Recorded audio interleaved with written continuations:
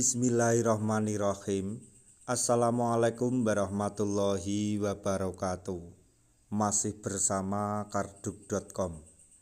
Pada kesempatan kali ini kami akan menyampaikan informasi terbaru mengenai perkembangan dalam penataan tenaga honorer di tahun 2024,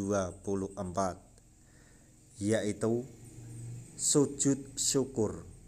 Honorer lulusan SD bisa diangkat menjadi P3K jika memenuhi dua syarat mudah ini. Cek segera di video ini.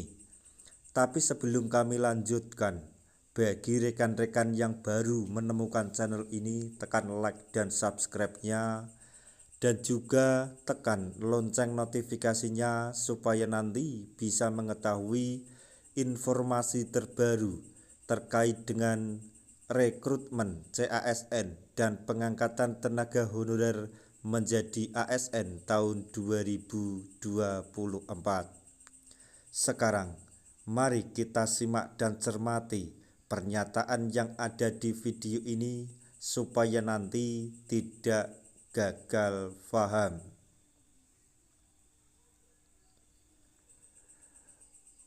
Pemerintah telah menetapkan bahwa pegawai non-ASN atau honorer harus diselesaikan penataannya paling lambat Desember 2024. Selain itu, sejak Undang-Undang ASN Nomor 20 Tahun 2023 ini berlaku atau mulai berlaku, instansi pemerintah dilarang mengangkat pegawai non-ASN atau honorer selain pegawai ASN. Jadi dalam Undang-Undang ASN Nomor 20 Tahun 2023, daerah dilarang mengangkat tenaga honorer jika melakukan pelanggaran tersebut atau mengangkat tenaga honorer setelah Undang-Undang ASN ini disahkan, maka akan mendapatkan sanksi menurut kabar terbaru. Kemudian kabar baiknya, pegawai non-ASN atau lulusan SD honorer bisa diangkat menjadi P3K atau pegawai perjanjian maksudnya pegawai pemerintah dengan perjanjian kerja jika memenuhi dua syarat ini. Jika Anda sebagai tenaga honorer lulusan SD, pastikan simak video ini hingga akhir untuk mengetahui syarat diangkat menjadi P3K tahun 2024 ini. Ini merupakan bagian dari langkah besar untuk memastikan semua tenaga kerja di sektor pemerintah termasuk honorer memiliki status yang jelas dan teratur.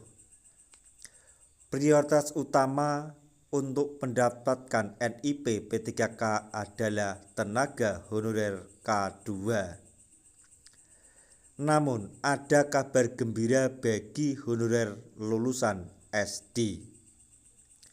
Mereka juga berhak mendapatkan NIP P3K 2024 asalkan bisa memenuhi dua syarat yang mudah ini. Dua syarat yang mudah tersebut yaitu: 1. Tenaga honorer tersebut lolos verifikasi BKN.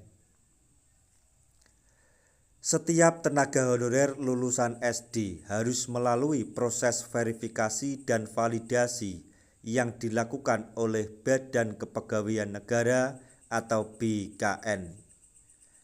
Proses ini penting untuk memastikan bahwa data dan kualifikasi mereka sesuai dengan persyaratan yang ditetapkan. Kemudian yang kedua yaitu telah mengabdi selama 5 tahun berturut-turut. Pengabdian yang konsisten selama 5 tahun berturut-turut atau tanpa putus adalah syarat yang kedua yang harus dipenuhi oleh para tenaga honorer. Hal ini menunjukkan dedikasi dan komitmen tenaga honorer tersebut terhadap tugas dan tanggung jawabnya. Kesempatan ini merupakan angin segar bagi banyak tenaga honorer lulusan SD yang telah lama mengabdi dan berharap mendapatkan status yang lebih baik dan jelas. Dengan memenuhi dua syarat tersebut, mereka bisa mendapatkan NIP P3K dan meningkatkan kesejahteraan serta kepastian kerja di masa depan. Jangan lewatkan kesempatan ini, segera cek dan penuhi syarat yang telah ditentukan. Pada teman-teman tenaga honorer semuanya, apapun keputusan dari beliau-beliau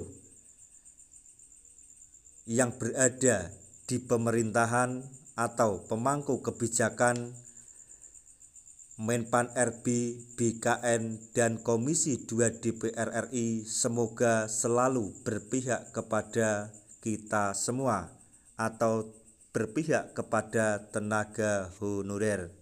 Jadi, tentang nasib kita bisa segera mendapatkan kejelasan. Sebagai tambahan informasi bahwa mekanisme maupun regulasi pengangkatan tenaga honorer tahun 2024 ini menjadi P3K itu nanti akan diatur dalam PP Manajemen ASN atau turunan Undang-Undang ASN nomor 20 tahun 2023. Semoga PP tersebut segera disahkan dan proses pengangkatan tenaga honorer menjadi ASN P3K segera terlaksana dan kita segera mendapatkan NIP P3K. Nah, itu tadi informasi yang dapat kami sampaikan, informasi terbaru terkait dengan perkembangan terbaru dalam penataan tenaga honorer di tahun 2024, yaitu sujud syukur honorer K2 tetap menjadi prioritas utama. Honorer lulusan SD bisa diangkat menjadi P3K jika penuhi dua syarat mudah tersebut. Semoga informasi ini dapat bermanfaat bagi rekan-rekan tenaga honorer semuanya. Di akhir video kami mengucapkan banyak terima kasih. Wassalamualaikum warahmatullahi wabarakatuh.